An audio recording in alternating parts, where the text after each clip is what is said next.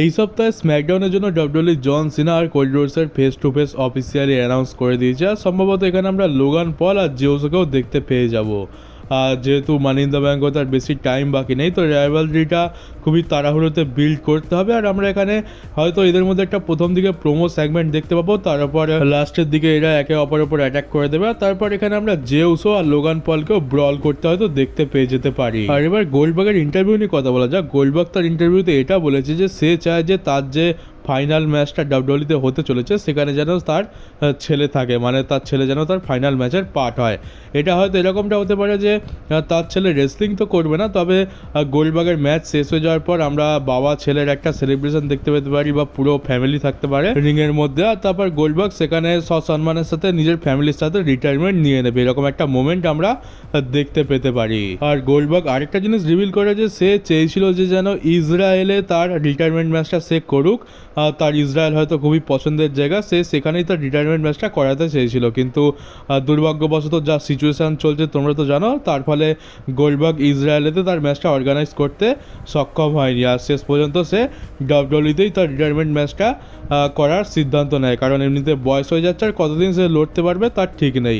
তো ইসরায়েলের ভরসা করে থাকলে তার তো রিটায়ারমেন্ট এই জন্মে হবে বলে মনে হয় না।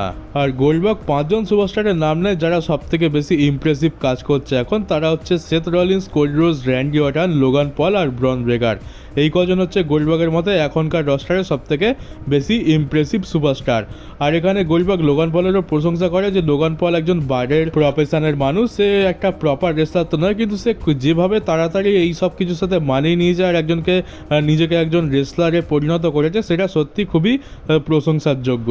তোমাদেরকে কদিন আগে আমি বলেছিলাম যে জিম রস যে ডাব্লিউডব্লিউইর পুরনো কমেন্টেটর, ডাব্লিউডব্লিউইতে আগে থেকে ভয়েস অফ ডাব্লিউডব্লিউই বলা হতো, তো তার কোলন ক্যান্সার ধরা পড়েছে। তো সেটার জন্য তাকে সার্জারি করাতে হয়, আর সার্জারি হয়ে গেছে আর এখন সে পুরোপুরি ক্যান্সার মুক্ত এমনটা বলা হচ্ছে। কিন্তু তোমরা তো জানো ক্যান্সারের কীরকম নেচার, এখন তো আপাতত ক্যান্সার মুক্ত আছে, কিন্তু কিছুদিন পর সেটা আবার ফিরে আসে, যেমনটা আমরা রোমান রেন্সের ক্ষেত্রে দেখতে পেয়েছিলাম। তবে এটাই আশা করবো যেন এনার সাথে এরকম কিছু না হয়, এমনিতে অনেক বয়স হয়েছে, আর বাকি জীবনটা যেন তিনি সুস্থভাবে কাটাতে পারেন, এটাই চাইবো। আর এবারে হংসকলের ইন্টারভিউ নিয়ে কথা বলা যাক। হংসকল তার ইন্টারভিউতে বেশ একটা মজাদার স্টোরি শেয়ার করেছে। বলে যে সে যখন প্রথম ডাব্লিউডব্লিউইতে কাজ করতে আসে, রকের সাথে যখন তার প্রথম দেখা হয়, রক তো ভেবেছিল যে সে মেকা উইজের কোনো একটা বাচ্চা। তো কী হয় যে ডাব্লিউডব্লিউইতে তোমরা জানো যে মেকা উইজ ফাউন্ডেশন এরা চালায়, আর এখানে বাচ্চাদের ইচ্ছা পূরণ করা হয়। জন সিনা অনেক বাচ্চাদের ইচ্ছা পূরণ করেছে। আর প্রথমে যখন রক হংসকলকে দেখেছিল ভেবেছিল যে সে মেকা উইজেরই কোনো একটা বাচ্চা ব্যাকস্টেজেতে তার ইচ্ছা পূরণ করতে এসছে। তো রক জানতোই না যে হংসকল ডাব্লিউডব্লিউইর একজন সুপারস্টার, আর ডাব্লিউডব্লিউই তাকে স্টোরি লাইনেতে ইউজও করবে। আর হংসকলের হাইট এত কম যে রক তাকে বাচ্চা ভেবে ভুল করে, তো এটা প্রথমে একটু কনফিউশন ক্রিয়েট হয়, যেটা একটা খুবই মজাদার একটা ঘটনা।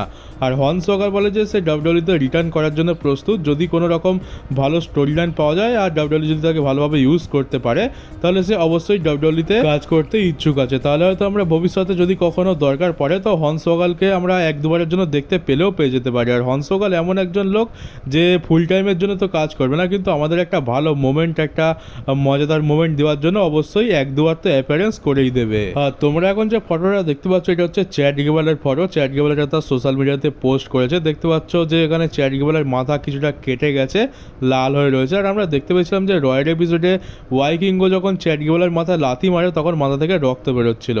তো সেটা কোনো ইচ্ছা করে করা হয়নি, সেটা বাই চান্স হয়ে গেছে। আর লাথিটা এতই জোরে লেগেছিল যে তার চামড়া ফেটে গিয়ে রক্ত বেরোচ্ছিল। তো মনে হচ্ছে ওয়াইকিঙ্গো ডাব্লিউডব্লিউইতে ডেবিউট খুশিতে একটু বেশি এক্সাইটেড হয়ে গেছিলো, আর সেই এক্সাইটমেন্টের ফলে লাথিটা একটু বেশি জোরে মেরে ফেলেছে। আর এবার সেথ রলিন্সকে নিয়ে আমাদের দ্য মিজ একটা কমেন্ট করে। মিজ বলে যে সেথ রলিন্স তার জীবনে অনেক কিছু করেছে আর এখন আরও অনেক কিছু করা বাকি রয়েছে।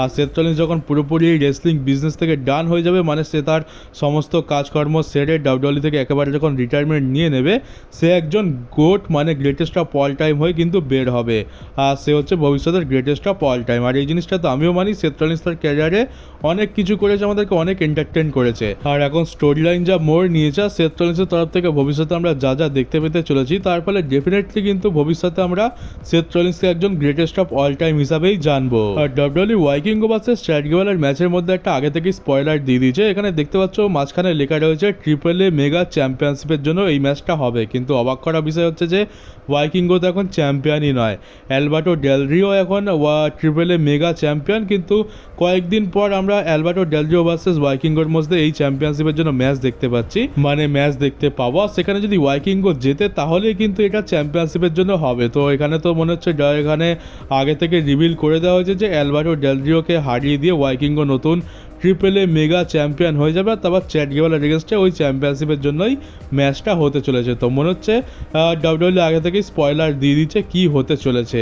আর আমি তো বলবো এটা ভালো সাইন, কারণ যদি অ্যালবার্টো ডেল রিও চ্যাম্পিয়নশিপ হেরে যায় তাহলে কিন্তু তার ডব্লিউডব্লিউইর মেন রোস্টারে আসার চান্স আরও বেশি বেড়ে যাবে। আর ডব্লিউডব্লিউইর নতুন হেডকোয়ার্টারে দুটো ফটো এসছে। একটা ফটো তোমরা দেখতে পাচ্ছ, এখানে লেখা রয়েছে স্ন্যাক ডাউন, এখানে স্ম্যাক ডাউনকে স্ন্যাক ডাউন করে দেওয়া হয়েছে, আর লোগোটাও সেরকম লাগছে।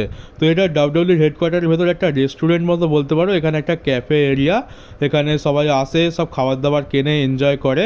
আর তারপর তোমরা এখানে যে ফটোটা দেখতে পাচ্ছ এটা হচ্ছে ডব্লিউডব্লিউইর রেস্ট রুম, একটা মেন্সদের জন্য একটা ওমেন্সদের জন্য। দেখতেও পাচ্ছ ডব্লিউডব্লিউইর লোগোর ওপরেই রাখা হয়েছে। ডব্লিউডব্লিউইর লোগোটা উল্টো করে দিলে হয়ে যায় এম মানে মেন্স, আর সোজা করলে তো সেটা ডব্লিউ দেখায় মানে ওমেন্স।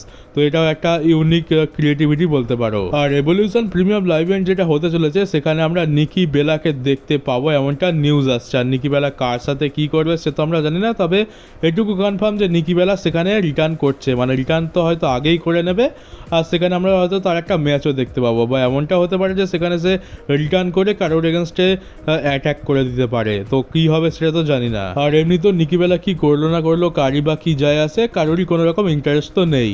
আর আমাদের টাকলা ট্রিপল এইচকে জিজ্ঞেস করা হয় যে তার রেসলম্যানিয়ার জীবনের সব থেকে বেস্ট এন্ট্রান্স কোনটা ছিল, তার পার্সোনাল ফেভারিট কোনটা। তো এখানে সে বলে যে রেসলম্যানিয়া 34-এর যে এন্ট্রান্সটা ছিল সেটাই হচ্ছে তার পার্সোনাল ফেভারিট এন্ট্রান্স।